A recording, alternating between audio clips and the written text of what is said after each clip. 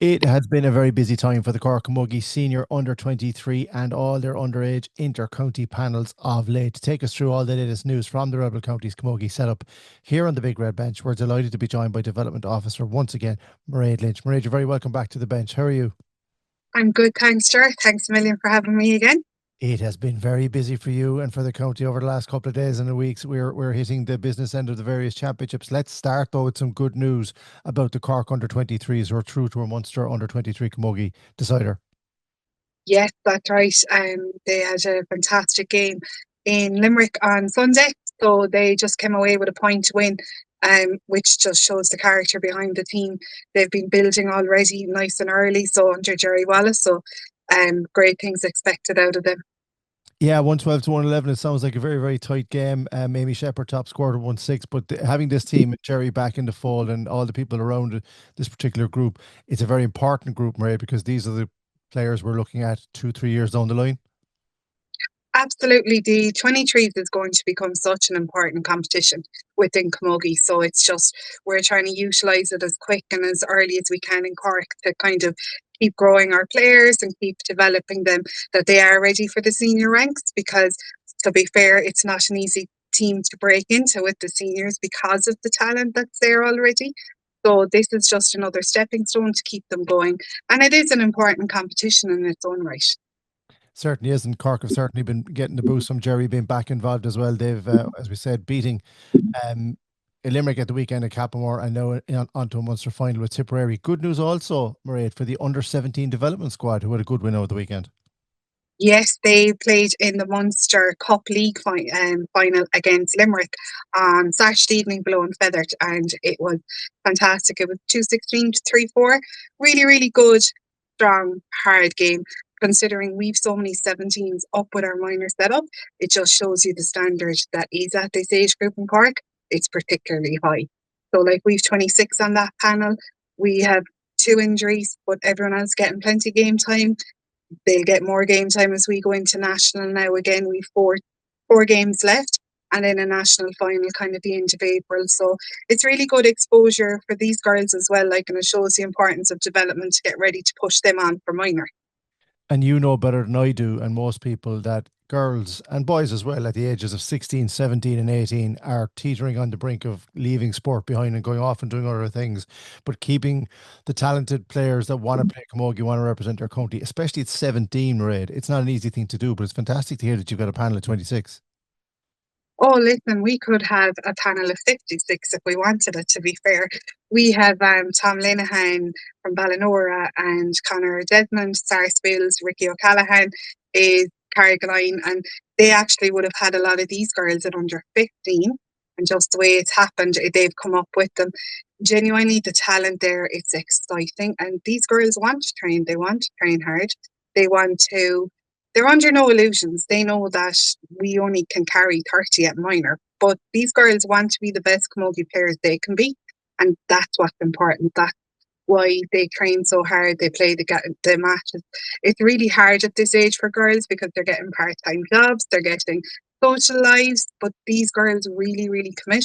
So it's important that we respect that as well and kind of help them where we can.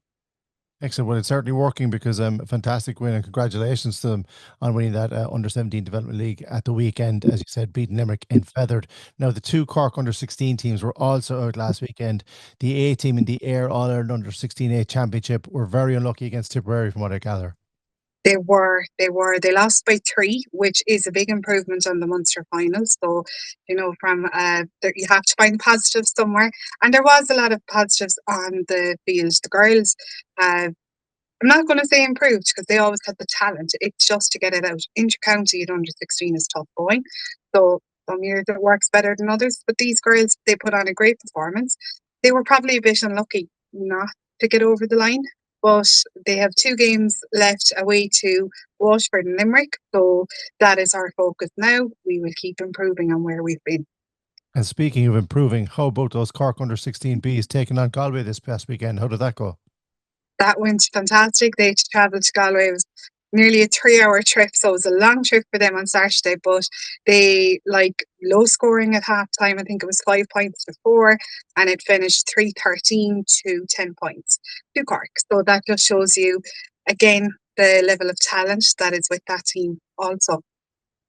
Yes, and that trails nicely into the final group that we're going to talk about underage, and that's the Cork under 15s. Both of those squads also out last weekend, right? You must be absolutely correct in the Munster Camogie Development League. But interesting results for both teams, starting with the under 15As in Ennis.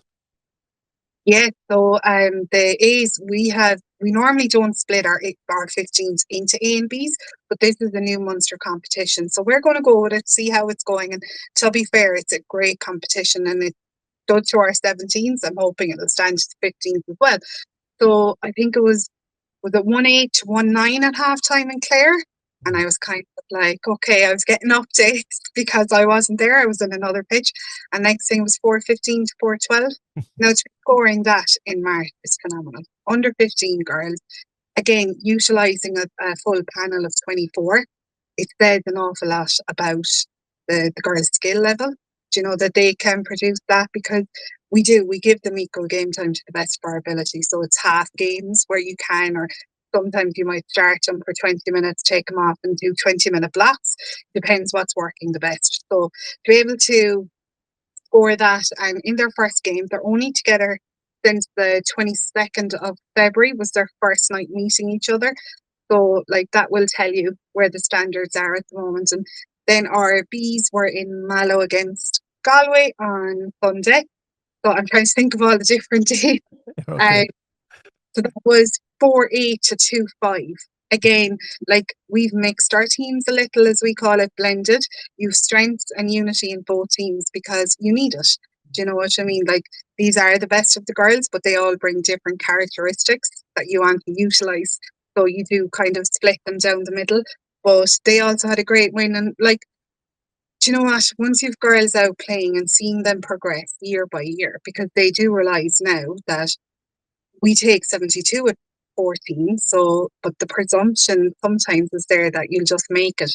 That's not what happens. I think we 15 new girls again this year that didn't make 14. So it shows the girls how they have to keep progressing, how they have to keep kind of pushing on themselves with their personal development as well as their camogie development. So it's kind of a good teaching mechanism for them as well.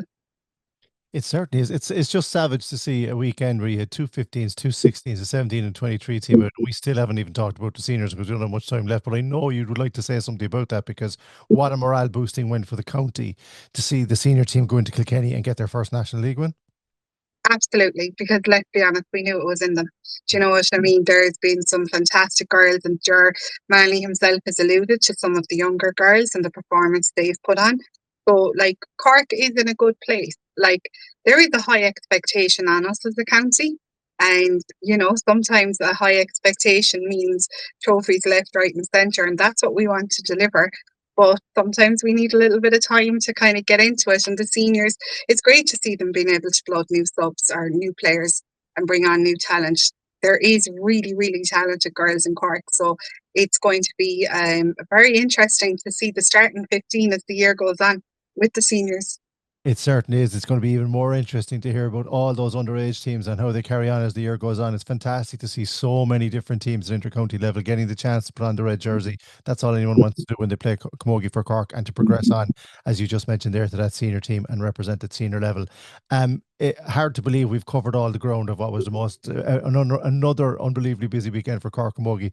But Development Officer Mairead Lynch from everybody here in the Big Red Bench, thanks once again for coming on and bringing us up to speed. And we will talk to you again soon and hopefully have even more good news. Thanks a million, Jar. Much appreciated.